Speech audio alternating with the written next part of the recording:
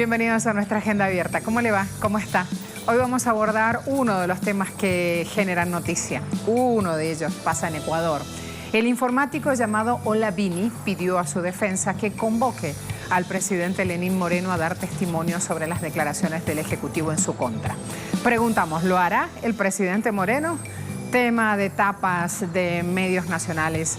Hoy este caso que tiene a Olavini preso y según su defensa sin ningún tipo de pruebas. En Mali, qué dolor, al menos 95 habitantes de Sobanicú fueron asesinados el pasado lunes. Hay zonas enteras que siguen escapando al control de las fuerzas malíes, francesas y de la ONU. Preguntamos, ¿quién para la violencia étnica? Allí algunas de las opciones justamente. Lo invitamos a seguirnos en redes sociales, en Twitter, donde están colocados estos interrogantes, y también en Instagram tenemos presencia, @Agenda Abierta. Vamos a iniciar. A ver si nos preparamos y vamos a tener aquí una presentación. Vamos a ver. Telesur vamos a mostrarle en principio. Wikileaks denuncia ataque de Estados Unidos a la libertad de prensa.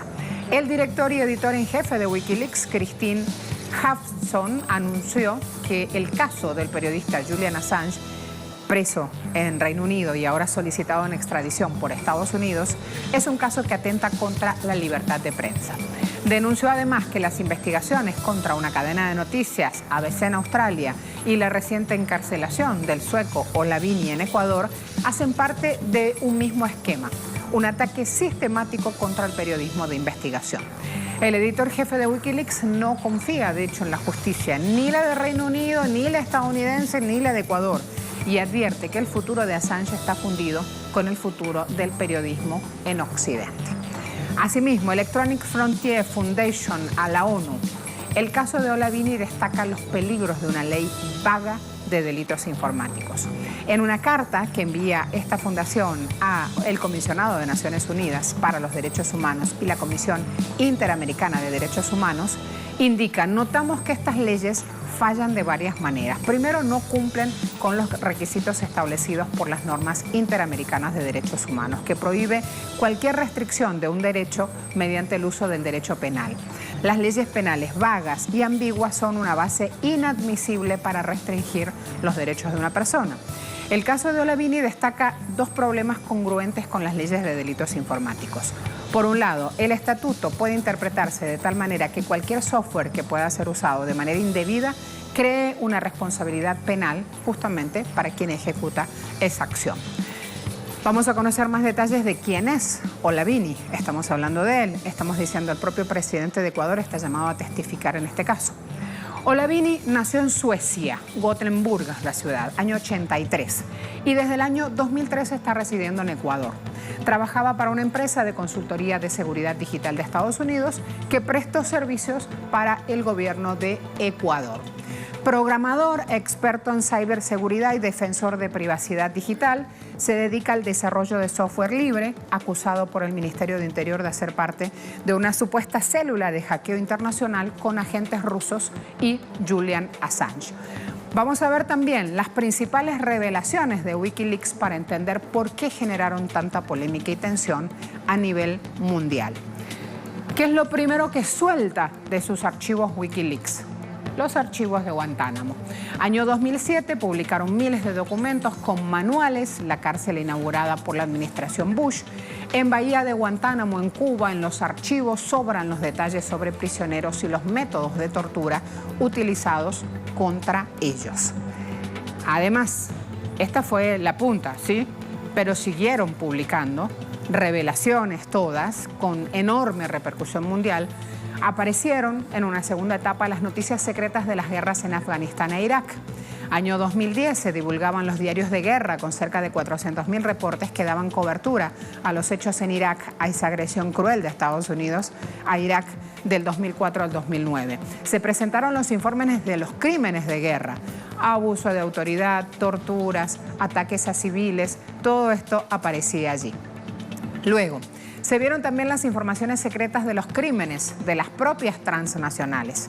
Desde que fue fundado en el año 2006, Wikileaks publicó archivos desclasificados de estas transnacionales consecuencias del derrame tóxico en Costa de Marfil, por ejemplo, que hizo una transnacional energética Trafigura y que afectó a más de 100.000 personas. También se conocieron los negocios offshore de un banco suizo, de Julius Baer Group, y se conocieron las conexiones con la Casa Blanca y el complejo industrial militar de la compañía japonesa Sony.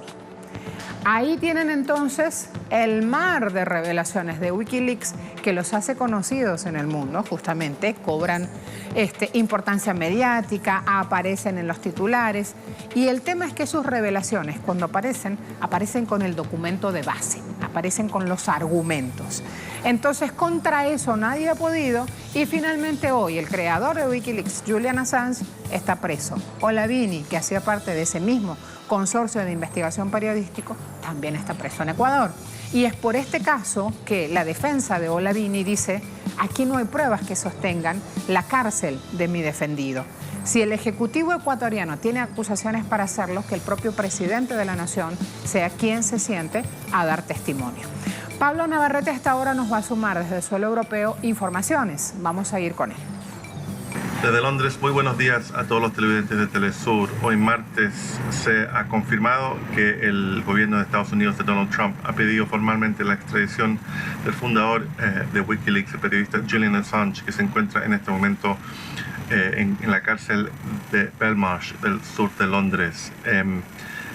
En información que primera fue sacada a luz por el Washington Post, citando a un funcionario de Estados Unidos, se ha dicho que el pedido de extradición formal se hizo el jueves pasado y que está pidiendo que Julian Assange sea extraditado a Estados Unidos por espionaje y por sacar a luz información altamente clasificada del gobierno de Estados Unidos, que mostraba los cables internos del ejército y de otros entes del gobierno de Estados Unidos, y también sacaba a luz evidencia de crímenes de guerra en lugares como Irak. Ahora, esta información viene tras el encarcelamiento de Julian Assange en abril, después de que el gobierno británico, la policía británica, lo sacó de la embajada de Ecuador, donde estaba desde el 2012, tras la decisión del gobierno de Lenín Moreno de otorgarle un asilo, del gobierno de Rafael Correa de otorgarle asilo político. Eso fue revocado por el gobierno de Lenín Moreno, y la policía británica lo sacó de la embajada ecuatoriana en Londres. Desde ese momento ha estado ahora en Belmarsh, donde estará en teoría por 50 semanas por violar sus condiciones de bail que le habían impuesto tras investigaciones o preliminares en Suecia que buscan hablar con Julian respecto a unas acusaciones sobre violación sexual. Ahora, el padre de Julian Assange está en Londres en este momento. Yo hablé con él ayer, iba en camino a hablar con Julian por la primera vez desde que ha estado en la cárcel, la primera vez desde diciembre que no lo ha visto. Había intentado la semana pasada, pero dijo que la cárcel había doble buqueado. Se ha especulado sobre la salud de Julian. Ayer, después de hablar con Julian, el padre dijo que lo había visto y que no dio mucha información sobre el estado de salud de Julian. Este viernes habrá una audiencia en el magistrado de Westminster para proceder con este pedido formal de extradición de Estados Unidos, que como hemos dicho ahora es formal, y le pide al gobierno de Reino Unido que extradite a Julian Assange a Estados Unidos. Estaremos informando todo lo que ocurre para Telesur. Ahora de vuelta al estudio. Muchas gracias, Pablo. Afinamos ya una presentación del tema para luego ir al espacio de análisis. Va a tener allí un testimonio que es importante. Vamos a verlo. Las revelaciones del portal Wikileaks siguen generando polémicas en el mundo. En Ecuador, la Fiscalía General convocó al presidente Lenín Moreno y a la ministra del Interior, María Paula Romo, a testificar este miércoles en el caso contra el ciudadano sueco desarrollador de software Olavini, detenido desde el pasado 11 de abril por supuestamente atentar contra la seguridad del Estado ecuatoriano. En la denuncia, el presidente y la ministra sugieren la creación de un grupo de investigación de informaciones sigilosas de Ecuador y se acusa la relación con ciudadanos rusos y miembros de Wikileaks. Sin embargo, Olavini es sueco y afirma ser apenas amigo del creador de Wikileaks, Julian Assange. La defensa acusa al Estado de violar los derechos humanos del ciberactivista por nunca presentar la denuncia formal contra Olavini, además de dejarlo detenido por más de 15 horas sin tener acceso a sus abogados. Lo más importante es la información que dice que se ha entregado y que todavía no consta en el expediente. Lo importante aquí, Janet, y si me permite tal vez la cámara, es precisar las imprecisiones que se han tenido durante todas las declaraciones que han dado tanto el señor presidente de la República como la señora ministra del Interior. Primero, a las 7 de la mañana del día 11 de abril, en una rueda de prensa hablan de un miembro clave de Wikileaks, con intentos de desestabilización. Luego, en una llamada al ECU 911, recién a la 1:23, se habla de que un supuesto ruso estaría saliendo del país y que tiene relación con Julian Assange. Nunca se habla de un tema de otro comportamiento. Luego llega un oficio a flagrancias en donde flagrancias pasa directamente a Fiscalía y se monta un operativo para la detención de Olavini. Mientras tanto, en Reino Unido se celebra la segunda audiencia sobre la petición, presentada por Estados Unidos de extradición de Julian Assange. Las Naciones Unidas alertan para el riesgo a la vida de Assange en caso de deportación. Ahora, si él cometió algún delito, por supuesto debería responder por eso. Pero cuando veamos cómo las autoridades suecas han llevado a cabo este procedimiento en cooperación junto a las autoridades británicas y también las indicaciones de cooperación con los Estados Unidos y ahora con Ecuador, es muy difícil escapar de la impresión de que aquí no estamos hablando de enjuiciamiento, sino de persecución. Eso significa que el Poder Judicial y las instituciones judiciales están abusando deliberadamente por motivos ulteriores. Hoy, en Agenda Abierta, hacemos foco sobre los impactos de las denuncias evidenciadas por Wikileaks y los casos de persecución judicial desatados contra ciberactivistas simpatizantes del portal investigativo. Ya en nuestro estudio, desde que arrancó el programa, nuestro invitado, Gustavo Villapol, comunicador, director del 4F Digital, un sitio que también es emblemático aquí con la tarea que realiza y los roles que desempeña. Vamos a abrir el espacio de análisis. ¿Cómo estás? Bien. Pusimos ya la selfie, avanzamos sobre este espacio. Ya tenemos la... Eso es lo que me encanta contigo, la inmediatez, ya lo tienes completamente incorporado, de las redes sociales. Y eso es lo que justamente lleva a estos periodistas, investigación y la inmediatez en las publicaciones a estas situaciones. ¿Qué pasa cuando escuchas que Assange está en esta situación pidiendo a Estados Unidos su extradición, que Olavini está con un proceso judicial en su contra y su defensa denuncia que sin causa, sin evidencia alguna en mano? Mucho para hablar de esa tarea hoy del comunicador en redes, ¿no? Así es. Bueno, primero un placer estar aquí, Marcela. Gracias. Siempre una maravilla, Agenda Abierta y Telesur. Gracias. Es un placer estar aquí. Gracias por la invitación. Sí, sin lugar a dudas, esto es un tema que tiene mucha tela que cortar. Creo que la detención de Julian Assange y ahora en el caso de Olavini, sin lugar a dudas, una ola que se desata a raíz de lo que sucede con Julian Assange en la Embajada de Ecuador y que lo advertíamos aquí mismo en otros programas en Telesur y en otros programas que nos han preguntado, advertíamos que la detención de Julian Assange sentaba un precedente muy negativo y que iba a comenzar una ola de detenciones que no tiene nada que ver con delitos cometidos, sino que más bien tiene que ver con intencionalidades políticas, tratar de esconder una nueva forma de periodismo o de comunicación militante de investigación, que es una parte de las nuevas formas de comunicación que se ha hecho a través de las nuevas plataformas digitales. Y que ni bien surgió, ya le pusieron su contenido adverso ahí en el medio, porque es malo ser un periodista militante. Es muy malo, así lo vende justamente. Sí, claro, por supuesto, sí. Es malo estar contra el sistema, es malo estar contra los grandes poderosos del mundo y por supuesto es mucho más malo mostrar las cosas malas que hacen en el mundo, que en el fondo es lo que hizo Wikileaks. Wikileaks, tú lo decías hace un rato muy bien, mostrabas algunas de las cosas.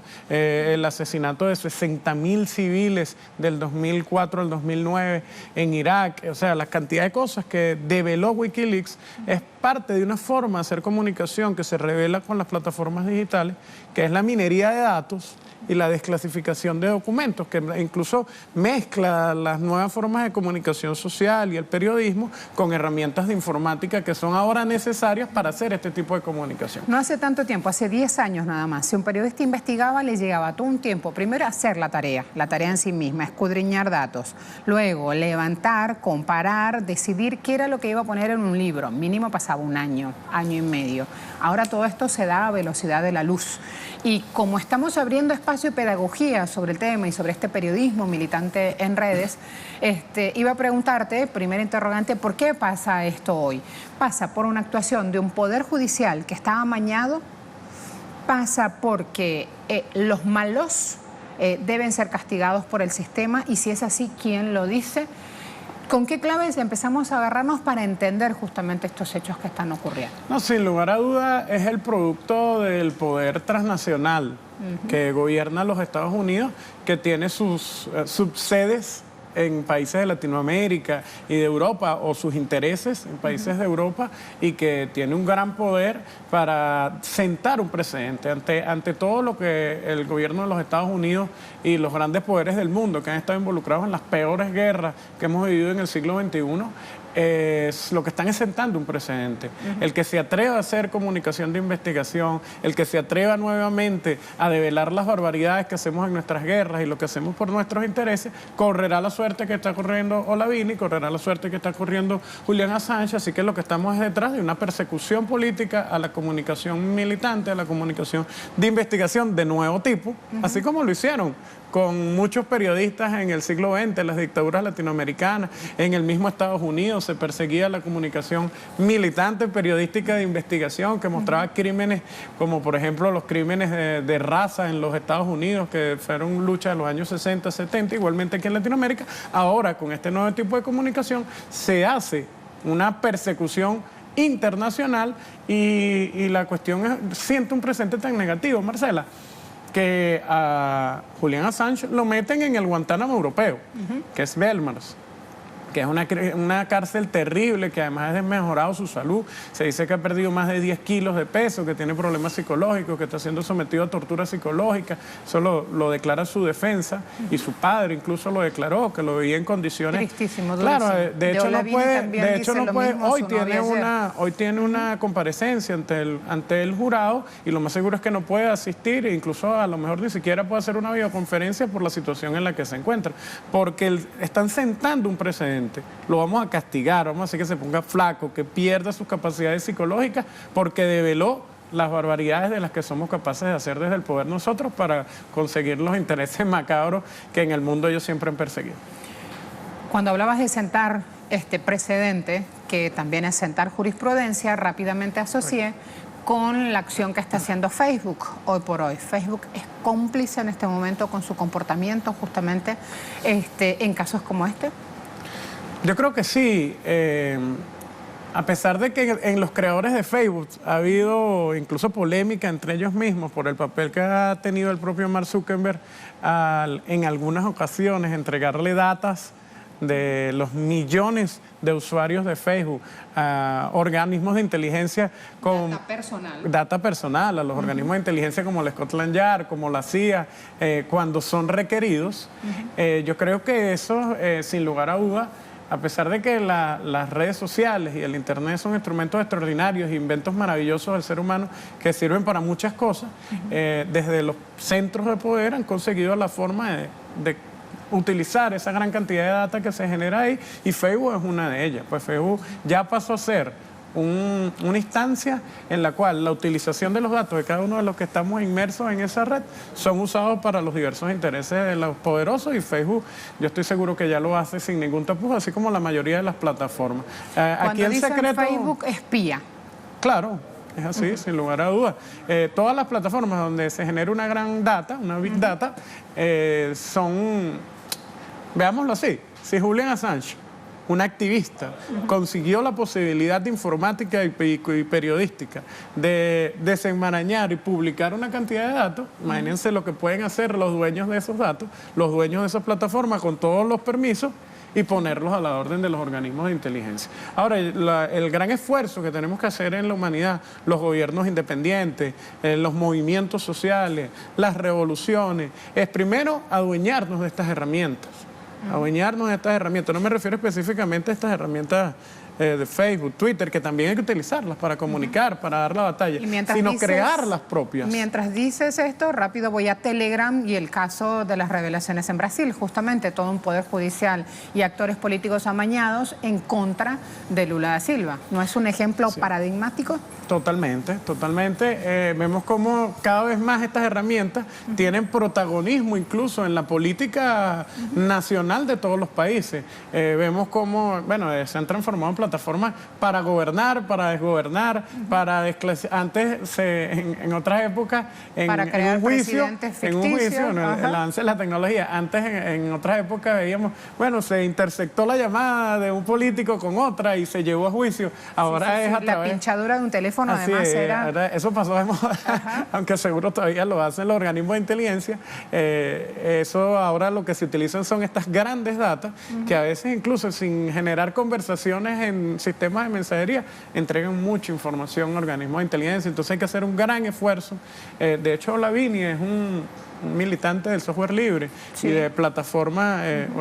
Pudiésemos decir que Olavini hasta ahora su único crimen es ser amigo de Julian Assange. Digamos que los amigos de Julian Assange y de todos los comunicadores militantes deben cuidarse a los ojos del gobierno norteamericano y de sus aliados en nuestro continente, porque justo es lo que están tratando de hacer. Sentar un precedente. No puedes ser amigo, no puedes hacer comunicación militante, no puedes investigar y mucho menos revelar nuestras barbarie. Cuando decías tenemos que crear nuestras propias herramientas, nosotros como ciudadanos del mundo, ¿a qué te referías? ¿Qué tienes en mente? ¿Qué propones? Sí, ya hay experiencias en Argentina, aquí mismo en Venezuela, hay una plataforma que se llama Manifiesto, está la comunidad del software libre, hay diferentes herramientas que debemos crear. Países como Rusia, como China, han construido sus propias plataformas precisamente para proteger, primero, la seguridad de sus estados, la seguridad de sus transacciones, la seguridad de sus mecanismos, pero también para proteger a su población. No puede ser, así como no puede ser la comunicación, como no puede estar la comunicación en manos de oligopolios, no pueden estar las plataformas digitales en manos solo de las plataformas norteamericanas. El mundo debe empezar a crear sus propias plataformas y proteger incluso la identidad, los datos, la privacidad de sus ciudadanos y ciudadanas. Pero cuando lo hace, tal cual el gobierno de China, mira todo lo que recibe. Claro, es que es inevitable cuando... Toda plataforma soberana, toda plataforma independiente de cualquier gobierno adversa a los intereses de Estados Unidos, la gran mediática con sus oligopolios y ahora también con sus plataformas digitales van a hacer lo que siempre han hecho, condenarla. Miren, Estados Unidos es un gobierno absolutista, totalitarista. Es un gobierno que es un totalitarismo de transnacionales. Y ese totalitarismo norteamericano va a estar siempre... luchando por tener la opinión pública a su favor, porque además han construido una mascarilla de democracia alrededor de ese totalitarismo de transnacionales que hay en los Estados Unidos. Y, por ejemplo, en el caso de Julian Assange, para hablar puntualmente de este tema, Estados Unidos solicita al gobierno británico enviarlo a los Estados Unidos. Extradición. La figura legal hay posibilidad incluso de que se le decrete pena capital, pues, si lo acusan de espionaje o de que tenga 170 años. Tiene aproximadamente 17 acusaciones, serían unas 170 años de cárcel, imagínense el precedente que está. Pero también se consiguen con lo que se consiguen todos los gobiernos totalitarios, como el gobierno de los Estados Unidos, que la batalla que hay que dar a favor de Julian Assange, que en este caso es simplemente un símbolo, es simplemente un ejemplo de miles que están haciendo esto. Sí, claro, podría llamarse de otra manera. Hablamos de lo que representa. Exactamente, lo que simboliza Julian Assange es una batalla que también tenemos que dar los movimientos sociales, que también tenemos que dar los comunicadores militantes y las comunicadoras militantes en todo el mundo, porque es un precedente contra el que debemos luchar. Y todo gobierno totalitario como el de Estados Unidos le teme a la opinión pública. Por eso le temen a los documentos desclasificados de Wikileaks. Y si le temen a la opinión pública, entonces hay que dar una gran batalla para evitar primero la extradición, porque corre riesgo su vida, sin lugar a duda corre riesgo su vida. No es secreto para nadie lo que hicieron con Hussein, lo que hicieron con Gaddafi. Fueron cosas terribles lo que le hicieron a hombres que eran en sus países, en sus continentes, símbolos. Símbolos, claro. Entonces ellos primero construyen al monstruo, lo están haciendo con Julian Assange, es un monstruo, todo lo que lo rodea es monstruo, es muy parecido a lo que hacen con el chavismo. O sea, todo lo que es chavismo, monstruo malo, feo, y luego hacen sus barbaridades. Entonces hay que dar una gran batalla comunicacional, gracias a Telesur por estarlo haciendo siempre, para que a Julian Assange, que como tú dices, pudiese ser cualquier nombre, no le suceda lo que quieren hacerle para no sentar un precedente como el que quieren presentar. En esa construcción de la opinión pública hay un gran debate por dar. Mientras tú hablabas de todo lo que representa el uso, por ejemplo, del software libre, en este mismo momento me acuerdo de lo que pasó ayer en Chile. Ayer en Chile hubo, según una red bancaria, una red informática, ayer nuevamente, no es la primera vez que pasa, debe ser la cuarta o quinta vez que pasa, 45.000 tarjetas de crédito aparecieron con todos sus datos personales publicados. Se filtró la información de todas estas tarjetas. Miren el número que estoy hablando. Y miren cómo esto influye, y ahí es cuando nos damos cuenta, cuando nos pega a nosotros, a cada uno de nosotros, en sus individualidades de cerca. Cuando sentimos el golpe, uy, que tienen toda la información de mis cuentas bancarias. Oh, ahí sí, y uno no sabe para dónde salir corriendo. Cuando hablamos en este caso de que debemos seguir la lucha, que el software libre es una muy buena herramienta, pregunto, software libre aquí en nuestra región latinoamericana, en Argentina también ya hay un espacio de discusión y de lucha. Linux, por ejemplo, que es tan conocido, ¿también lo representa o es otra cosa? ¿O no podemos contar con Linux tampoco? Sí, porque si no tenemos Facebook, no tenemos Google, no, WhatsApp no se puede usar, que es terrible, te lo pinchan como antes. Telegram pasa lo que pasó. ¿Y cómo nos organizamos? Porque me parece que hay que hablar como más clarito para que todo el que tiene una aplicación en su teléfono diga esto sí, esto no. Toda plataforma digital de mensajería, de redes sociales, está escrita en códigos. Y todo el que maneje códigos, que sea informático, puede tener de alguna forma vulnerabilidades. Pasa que te lo todo venden, tiene vulnerabilidad. Pasa que te lo venden al sistema diciéndote, no, todos esos códigos están encriptados. Son súper segurísimos, sí. Ajá. Tanto en el software libre como en el software privativo pueden existir vulnerabilidades de seguridad. Y en la comunidad de informáticos o de programadores no necesariamente tiene que ser informático. Eso es algo que, al igual que la comunicación, se está socializando gracias a las propias plataformas digitales. Ahorita cualquier chamito de 10 años ve un tutorial de programación y de repente te programa una aplicación. Sí, sí. Entonces, eso es un reflejo de la sociedad. Van a haber delincuentes informáticos que van a estar detrás de la información para utilizarla de mala manera. Pero también, y sí se puede, la pregunta era, ¿se puede utilizar Linux? Claro que se puede utilizar Linux. ¿Tiene vulnerabilidades? Tiene vulnerabilidades, pero tiene grandes ventajas a diferencia del software privativo.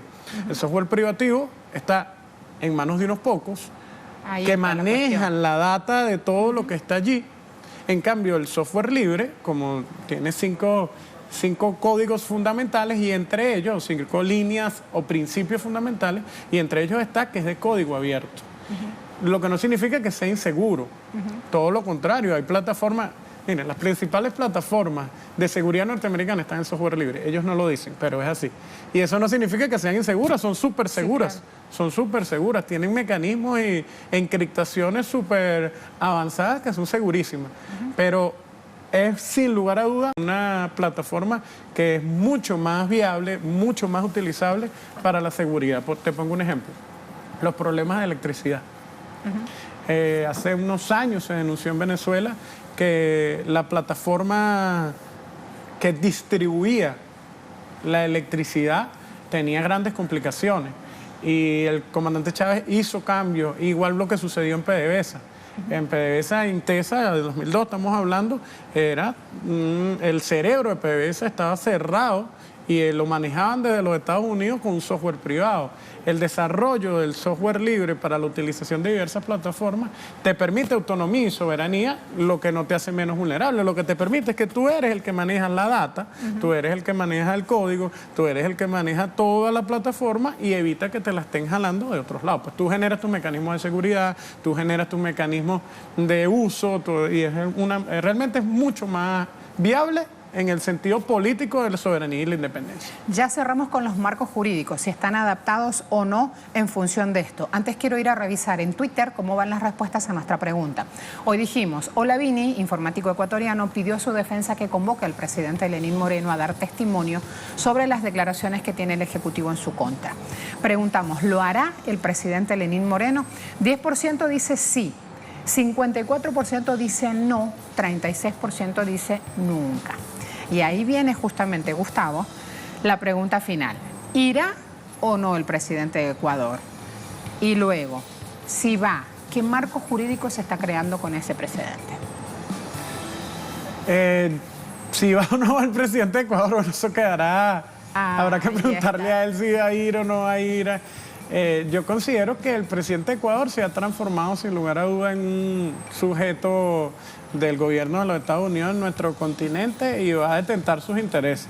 Si los intereses de Estados Unidos implican que él vaya a ese juicio a acusar a Olavini, irá y sentar un precedente jurídico muy negativo. Donde un presidente de un país está siendo llamado a testificar en un caso que denuncia la defensa de Olavini, pega, impacta, toca de cerca los derechos fundamentales de un ser humano. Así es, totalmente. Por tomar una jurisprudencia no muy amigable, la primera enmienda de la Constitución de los Estados Unidos, que es la que habla de que no se puede utilizar ninguna ley para vulnerar la libertad de expresión del pueblo norteamericano, eso es justo lo que se está haciendo en el caso de Julian Assange, es justo lo que se está haciendo en el caso de Olavini en Ecuador y sienta un precedente muy negativo la participación de un presidente de la República para vulnerar los derechos fundamentales de un ciudadano, que en este caso es un ciudadano sueco, pero que hace vida en Ecuador y que nuevamente genera un precedente continental súper dañino para la comunicación. Y si no va, no estamos en la misma, crea jurisprudencia, su no asistencia, su negativa a comparecer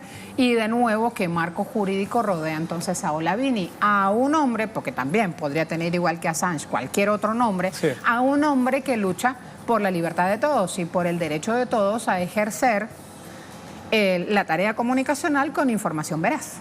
Así es, y no va también genera un precedente. Yo creo que el caso de Wikileaks en general, que es digamos la cascada que ha generado toda esta ola de persecuciones, que no es más que eso, se generan en todos los sentidos precedentes negativos. Generan en todos los sentidos precedentes negativos, que son precedentes de persecución a la libertad de expresión, de persecución a las libertades individuales y a la capacidad que tienen los propios seres humanos, los propios que cada vez más socializados con las plataformas digitales, digamos que esa es una de las ventajas de estas plataformas digitales, tienen la posibilidad de investigar y de publicar a los entes gubernamentales o a los gobiernos que de una u otra forma no lo estén haciendo bien.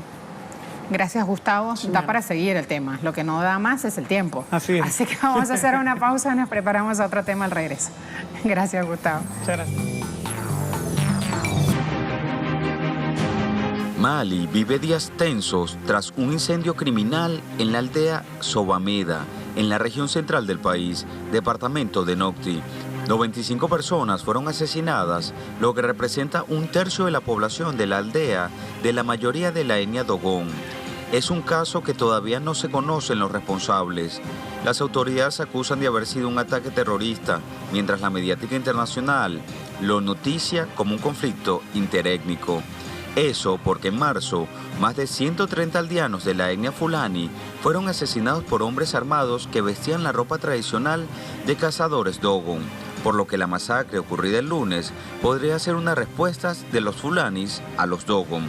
Los enfrentamientos entre los dos grupos étnicos aumentaron desde un levantamiento en el norte de Mali en 2012, que se acusa como responsables al grupo armado Daesh, Estado Islámico, que llevó a la renuncia de todos los miembros del gobierno en la zona.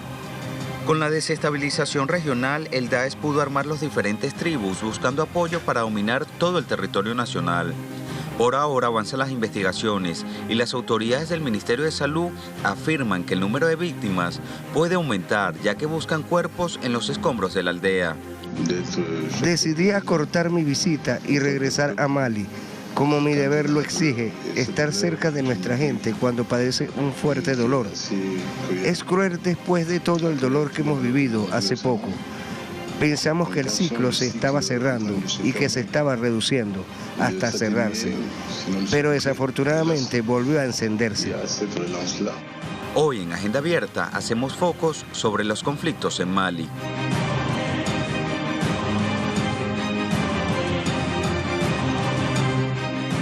RFI dice, secretario general de Naciones Unidas condena masacre en Mali. Guterres instó al gobierno y a todos los actores a sumarse en un diálogo intercomunitario para resolver tensiones y disputas. Aquí hay que decir algo. El último reporte de Naciones Unidas resaltó el agravamiento de las tensiones en esta región donde se desarrolla este conflicto llamado étnico por los expertos. Hay un documento donde uniforman que debido a la ausencia de fuerzas de defensa y seguridad del gobierno de Mali, nacen grupos de autodefensas organizados por los propios pobladores. Estos enfrentamientos se han multiplicado ahora, consecuencia de la influencia que tiene un grupo armado, liderado por un predicador, que recluta miembros de la etnia de los Fulani y ha llevado esto a las etnias Bambara y Dogón a armarse para defender sus tierras. Allí parte el origen por ahí de este conflicto. América Latina en movimiento dice Sahel, una guerra sin fronteras. Un artículo de opinión que está escrito por Wadi Calvo denuncia la presencia de países occidentales en Mali, en Burkina Faso, en Níger y que se aprovechan de estas ancestrales rivalidades étnicas, tribales, distintos motivos, se aprovechan de esas rivalidades para desestabilizar estas comunidades. Naciones enteras están justamente en esta situación. Avanzo también para mostrarles otro punto de lo que está ocurriendo en Mali. Fíjense esto, corría marzo, se desataba esta situación. Hombres armados mataban a más de 150 ciudadanos de la etnia Fulanis o llamados Fulanis, uno de los peores derramamientos de sangre en la historia reciente de Mali.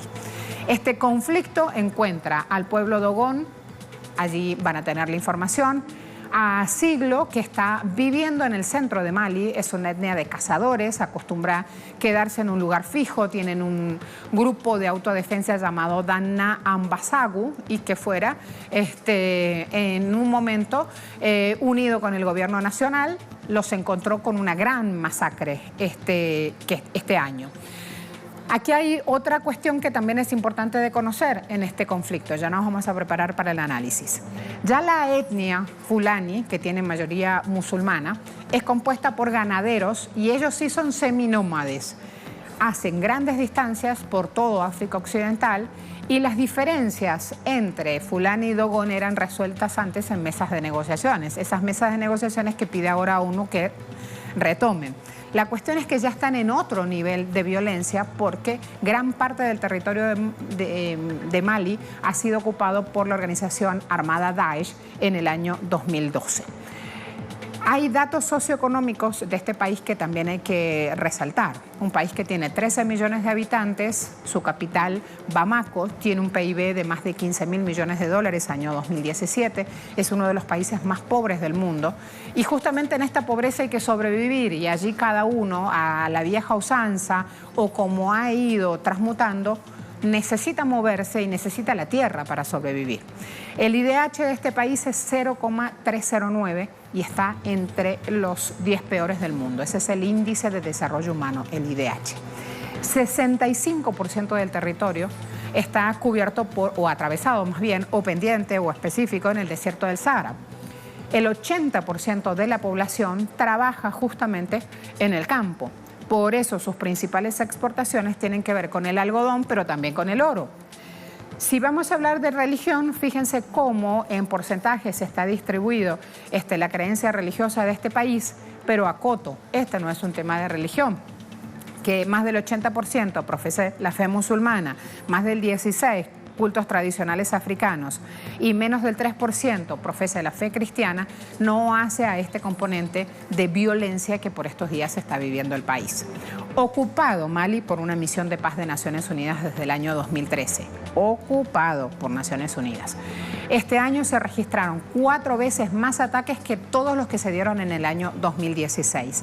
La masacre a Fulanis en marzo de este año llevó a la renuncia de toda la misión de Naciones Unidas y a la renuncia de todo el gobierno local. Y fíjense cómo se repite un episodio como este. Hay que tener en cuenta entonces toda esta información para entender lo que pasa en la nación africana. Un especialista en historia nos está acompañando en este momento, en historia africana, me refiero a Sergio Galeana. Él está haciendo parte de su carrera catedrática en una universidad y es la Universidad Nacional de General Sarmiento, en la provincia de Buenos Aires. Me voy entonces a darle la bienvenida y nos preparamos a abrir este espacio. Sergio, ¿cómo te va? Buena jornada. Gracias por la invitación. Te escucho bajito, pero te escucho. Quiero preguntarte en principio, gracias, ahí va mejor. Quiero preguntarte en principio, ¿qué claves usarías para aportarle sentido pedagógico, claves históricas, para aportarle sentido pedagógico y que se entienda más lo que está pasando en Mali desde un punto tan lejano, me refiero geográficamente, como es nuestra América Latina? Sí, a ver, en primer lugar, creo que marcaste muy bien, de alguna manera, las características generales de Mali hoy en día. Creo que, como bien señalas, más allá de que en algunos medios aparece el elemento religioso como un método determinante para explicar el conflicto creo que se explica mucho más respecto de la disputa por la posesión de tierras, como bien señalabas, entre comunidades que son nómadas, pastores ganaderos, como los fulanis, y poblaciones sedentarias, como los dogon. Por efecto del calentamiento global, y esto es algo que sucede en gran parte de la región del Sahel, no solamente en Mali, las poblaciones ganaderas están siendo empujadas hacia el sur, hacia zonas más fértiles para que su ganado pueda reproducirse, pueda mantenerse y reproducirse, y esto efectivamente genera tensiones presión sobre las tierras con las comunidades que ya están asentadas, de campesinos que están asentadas en las zonas más fértiles cerca del valle del río Níger. Ahí uno tiene un primer elemento para entender una situación conflictiva de un país que, como bien señalaba, es eminentemente agrícola o agrícola-ganadero, o sea que depende de la producción primaria vinculada a la tierra, y en donde esa tierra se vuelve escasa producto de entre malos manejos y con el calentamiento global y las transformaciones de la posibilidad del uso de la tierra, ¿sí? En ese contexto de tensiones, que como bien señalaba, no son tensiones nuevas, pero que en otros momentos se resolvían esas tensiones a través de mesas de negociaciones, ¿sí?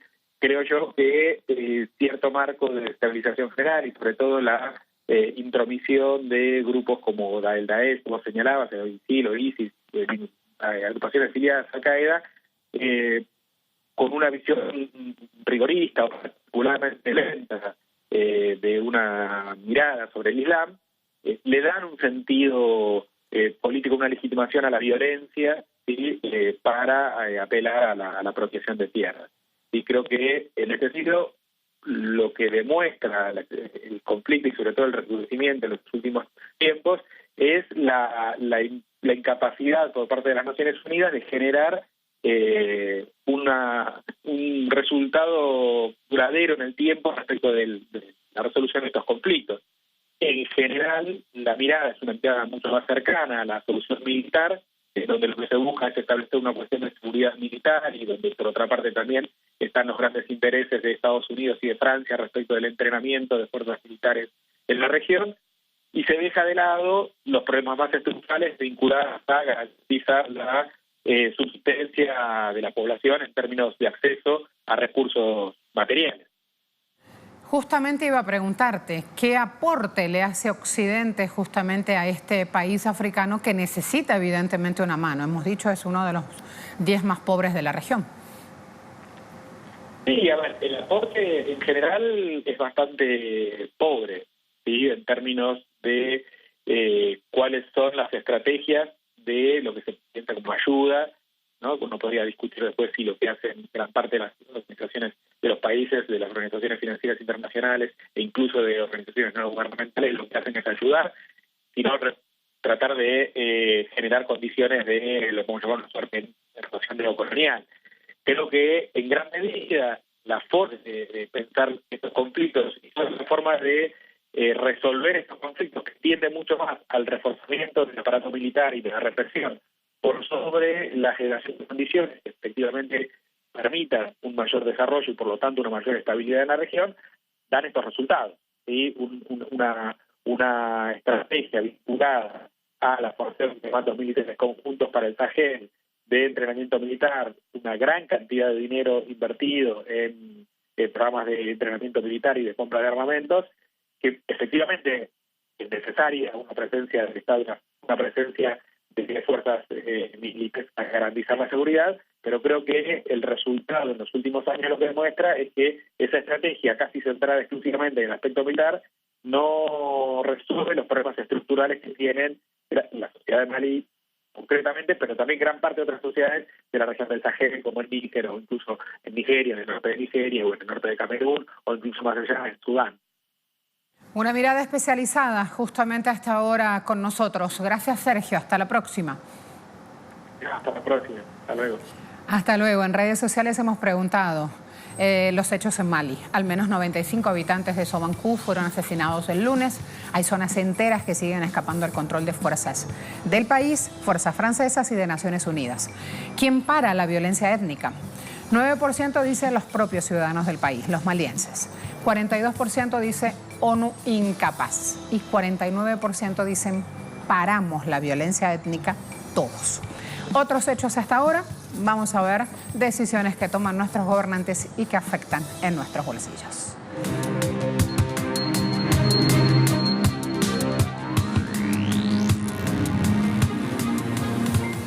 Más que nunca, quedó justita la frase, porque la primera acción económica que vamos a mostrar es un hecho que ocurría ayer. El presidente de Bolivia encabezaba la inauguración de la segunda fase de una planta hidroeléctrica en el centro del país. El complejo, ubicado en el departamento de Cochabamba, contó con una inversión de 287,52 millones de dólares, de los cuales el Banco de Desarrollo de América Latina financió el 33%. La planta tendrá capacidad para generar 69 megavatios de electricidad y beneficiará a unas 700.000 personas. También complementa la primera fase del proyecto hidroeléctrico, inaugurado a fines de 2018, cuya capacidad de generación alcanza los 51 megavatios. Esto constituye otro logro para la gestión del actual gobierno, que está encaminada a prestar un mejor servicio al pueblo. De acuerdo al economista e investigador Alfredo Serrano Mancilla, en la fórmula económica boliviana se parte de un principio básico. No solo es posible conciliar la justicia social con la eficacia económica, sino que, además, crean sinergia entre sí. Vamos a hablar también de las pequeñas y medianas empresas de Alemania que ven a China como un socio comercial más confiable que Estados Unidos. Hay un estudio que hizo el Instituto de Investigación de Opinión alemán Forsa y que muestra que el 30% de las pymes alemanas confían en China como socio comercial, mientras que solo el 17% de esas pymes, esas pequeñas y medianas empresas, consideran a Estados Unidos como su socio comercial y solo el 8% piensa lo mismo sobre Reino Unido. Casi la mitad de las 2.000 empresas encuestadas temen los efectos negativos en sus negocios por los efectos negativos de los conflictos comerciales globales en sus negocios. Así queda mejor y se entiende mejor. 42% de las pymes alemanas también temen que específicamente la política exterior y comercial de Estados Unidos dañe sus negocios. Cuando veremos a continuación tema Corea del Sur en Noticias Económicas, uno dice, ¿por qué se van tan lejos? Porque Corea del Sur es emblema justamente de productividad en Asia. Y Corea del Sur viene atravesando algunas tormentas económicas. Sus exportaciones registraron una caída en el quinto mes del año, así que rapidito también vamos a ir a mostrar este dato, que es un dato oficial. 9,4% al cierre del mes pasado cayeron esas exportaciones. Semiconductores, uno de los principales rubros, retrocedieron 30,5%. Ahí tienen rapidito algo de ese panorama económico. Nos preparamos ahora a abordar justamente otro de los temas. Estamos cortitos de tiempo, así que vámonos precisamente a ver lo que ocurre en Guatemala, donde ya estamos en periodo electoral y donde Telesur tiene justamente, acompáñenme, donde Telesur justamente tiene cobertura sobre los hechos. Voy rápido a Twitter. El único voto útil este 16 de junio es el voto contra la corrupción, dice justamente uno de los candidatos. Guatemaltecos y guatemaltecas, si no actuamos para cambiar el futuro de Guatemala, estaremos condenados a seguir bajo el sistema corrupto y mafioso. Allí justamente uno de los candidatos en esta contienda que va a tener en pantalla de Telesur de manera exclusiva, como lo hacemos habitualmente. Luego, informaciones. Quiché y Huehuetenango, primeros departamentos en recibir el material del Tribunal Supremo Electoral para las próximas elecciones. Información aportada justamente desde un espacio gubernamental, o sea que es información oficial. Síganme acompañando, dejamos el espacio de redes, me voy a ir con nuestro corresponsal en el país. Bienvenido Mario Rosales, justamente para conocer más de lo que pasa. Hola, ¿qué tal? Un saludo a toda la audiencia de Agenda Abierta a esta hora. Bueno, acá en Guatemala los candidatos presidenciales están recibiendo serias críticas porque dicen algunos expertos y líderes sociales que no están empatando la realidad del país con las necesidades de los guatemaltecos con sus discursos políticos. Y es que se están centrando en temas como la seguridad, ofertas populistas como reactivar la pena de muerte, que dicho sea de paso no se puede aplicar acá en Guatemala según la Corte de Constitucionalidad, pero nadie está pues hablando seriamente de cómo van a atender el tema de la migración. Es un tema y un flagelo latente y real en el país. Ya vemos los últimos acuerdos entre México y Estados Unidos. Acá están alertando que eso va a suponer una contención de la migración centroamericana a su paso por México y para llegar a Estados Unidos. Así que ningún candidato está hablando francamente de qué piensa hacer. Todos dicen que sí, que van a reactivar fuentes de empleo y de trabajo para los campesinos para que no se vayan, pero nadie está realmente hablando de fondos si van a permitir que soldados estadounidenses o mexicanos se apuesten en la frontera guatemalteca. Nadie está diciendo si van a rebatir el discurso estadounidense y pues bueno, eso es lo que prácticamente están acá cuestionando. Tampoco nadie está diciendo qué van a hacer con el tema de la desnutrición crónica, más que simplemente esbozar el discurso en cuanto a proyectos de asistencia, pero no prácticamente llegar al fondo del asunto, que es el sistema económico guatemalteco que ha generado millones y millones de pobres. Así que acá hay una gran duda, dicen los analistas y líderes sociales, y una gran disparidad entre la realidad que vive el país y lo que los candidatos están ofreciendo y diciendo que más que todo es, dicen algunos, para garantizar el status quo, para no cambiar absolutamente nada y para que pues, el sistema continúe garantizando los privilegios de quienes así lo han destinado y se han aprovechado a lo largo de los años en Guatemala. Es la información a esta hora que podemos compartir del proceso de elecciones en Guatemala. Volvemos con ustedes.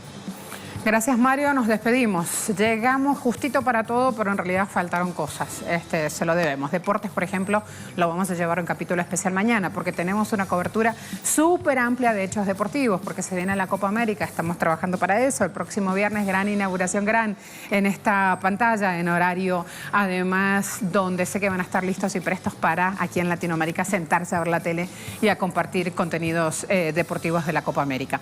Además, está la Copa Mundial de Fútbol Femenino, están teniendo una cobertura de lujo en redes sociales de Telesur. Hay maravillas, hay datos muy importantes de conocer. Cricket, estamos mostrando para todo el Caribe. Se están dando otras instancias también en todo el mundo y en pantalla de Telesur lo reflejamos en esos espacios. 11 de la mañana se viene allí la información deportiva. Mañana nosotros aquí en Agenda Abierta vamos a colocar mucho de toda esta información que va pasando. ¿Los veo? ¿Sí? Nos estamos viendo.